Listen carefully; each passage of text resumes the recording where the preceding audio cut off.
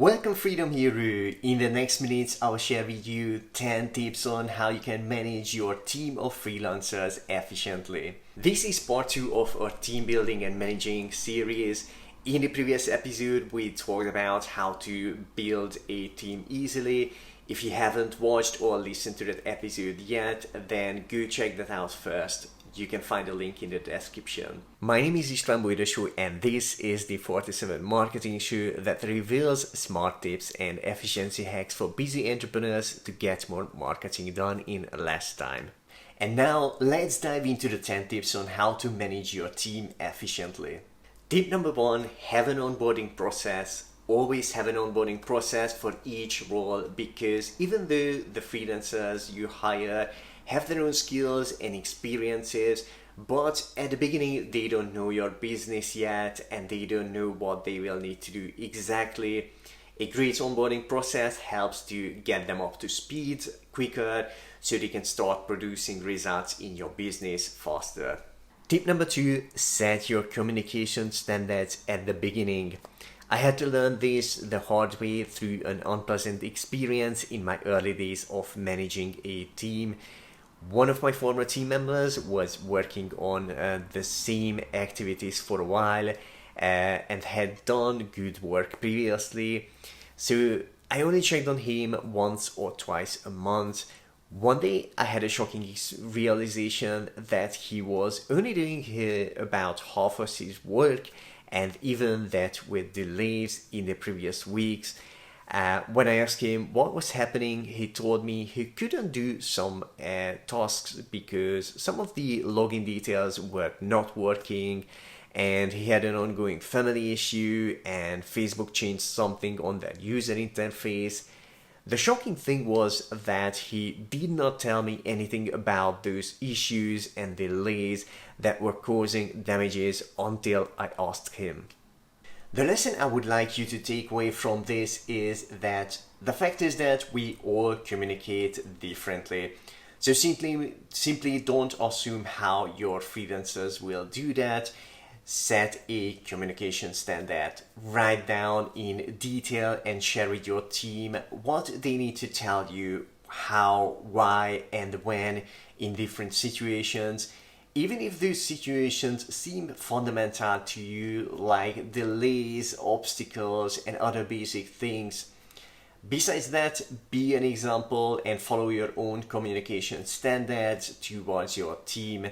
This way, you can minimize damages and mistakes that the lack of communication could cause. Tip number 3, have your written and video guides of your processes. This helps to save time and money in your business in 3 major ways. First, when you add new members to your team, they can get up to speed quicker without you needing to teach them on multiple Zoom calls. And second, your team members can check the guides anytime, as many times they need to, without taking up your time. And the last one, the third one, those guides serve as a checklist as well, so they help to make sure all of the steps and activities are done correctly. Tip number 4, calculate with learning curves. A lot of entrepreneurs seem to make the mistake of thinking once they hire somebody or give their team a new task, they can lay back and all will be okay at right away. The experience shows that there is always a learning curve, sometimes shorter, other times longer. Also, it's important to understand that the learning curve happens on both sides.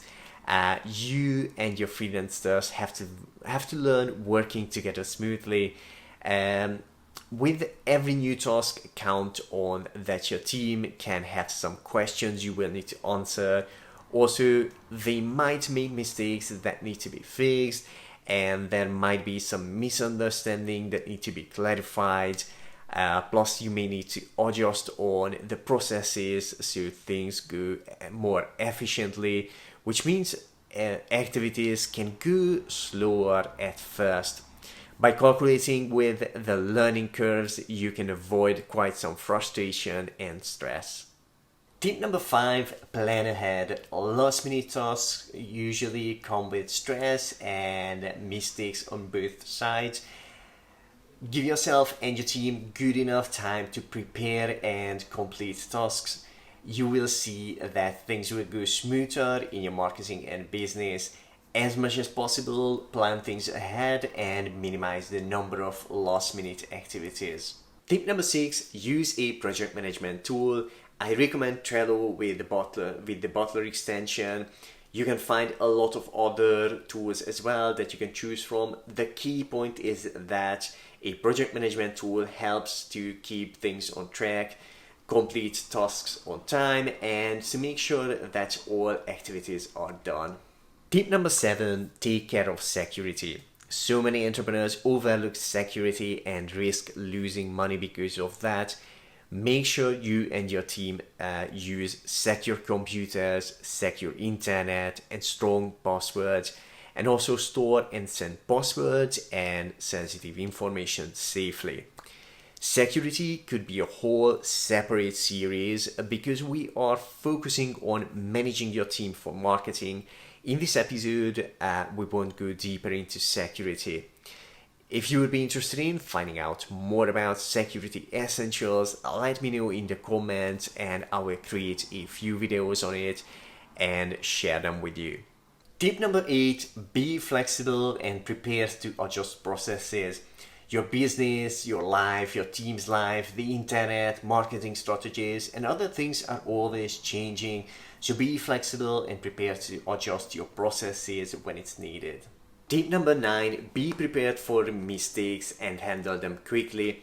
Some mistakes are unavoidable, so be prepared to handle them and quickly. If any of your team members makes a fixable mistake, do not punish them, because punishment would only lead to your team hiding future mistakes instead of fixing and avoiding them. The best way to handle mistakes quickly is to tell the person to fix it and then ask them to tell you what they will do in the future to avoid making the same mistake again. Besides your team making some mistakes, there's a chance you will make some too.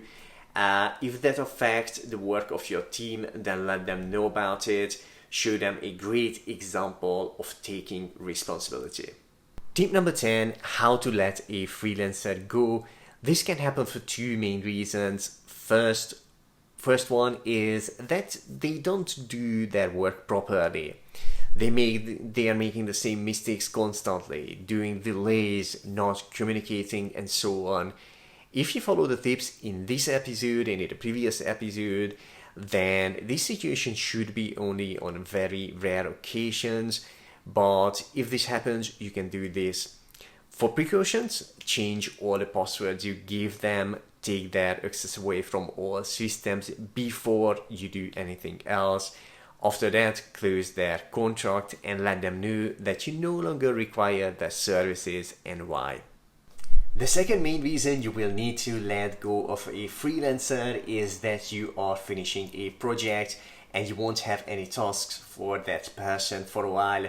Let them know as upfront as possible so they can prepare for the change in their life. Explain the reason to them, tell them that you were happy with their work and you are looking forward to working with them in the future. Also, give them a nice review. End the relationship on really good terms because you may need that help again in the future, and it's much better to bring them back than to hire a brand new person. Let me know in the comments below what your biggest takeaway is from this episode. If you enjoyed this episode, smash the like button, it helps the channel a bit. And make sure to subscribe to this channel and hit the bell so you get notified of the future videos just like this one.